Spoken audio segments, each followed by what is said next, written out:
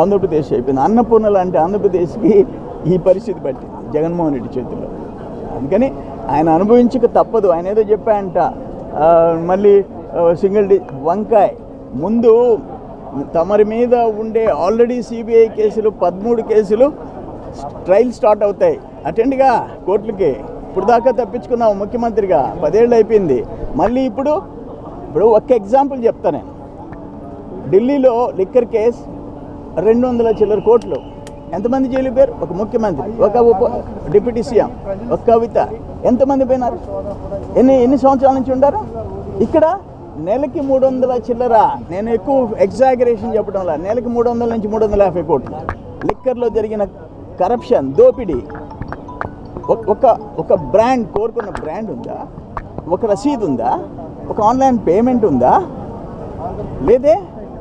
ఒక్క ఆంధ్రప్రదేశ్లో ఆయన చెప్పిన మందు దాకిచ్చి క్యాష్ క్యాష్ క్యాష్ లక్షల కోట్ల క్యాష్ ట్రక్కుల్లో కంటైనర్లో తీసుకుపోయినావు. ఎక్కడికి పోతావు నువ్వు? జగన్మోహన్ రెడ్డి ఎటు తప్పించుకుంటాడు? అనుభవించి తీరుతాడు. పొరపాట్లు ప్రతి ప్రభుత్వంలో ఏదైనా జరుగుతాయి, తెలిసి తెలియక. కానీ ఇది దుర్మార్గం. ఒక మైనింగ్ చట్టం మీకు బూట్ల కాళ్ళ కింద నలిగిపోయింది. ఒక రెవెన్యూ చట్టం, ఒక land mafia. Land titling act రద్దు చేశాం. 20 ఏళ్ల తర్వాత ఎవరికైతే పేదోళ్ళకి ఇచ్చిన భూములు 20 సంవత్సరాలు దాటితే శాశ్వత పట్టా కింద, అంటే ఆన్ పార్ విత్ మా ఓన్ పట్టాస్ చేశారు. ఎందుకు చేశారు?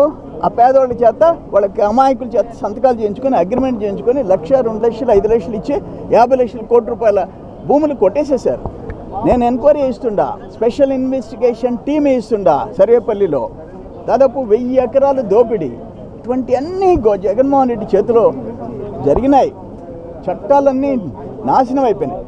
కానీ ప్రజలు ఒక పెద్ద బాధ్యత మాకు ఇచ్చారు. చాలా పెద్ద బాధ్యత. ఈ రాష్ట్రాన్ని మళ్ళీ గాడిలో పెట్టుకోవాలా, మళ్ళీ మంచి పేరు తేవాలా. ఒక రాజధాని, ఒక పోలవరం, ఒక ఇరిగేషన్ సిస్టమ్, ఒక రెవెన్యూ సిస్టమ్, ఒక అగ్రికల్చర్ సిస్టమ్.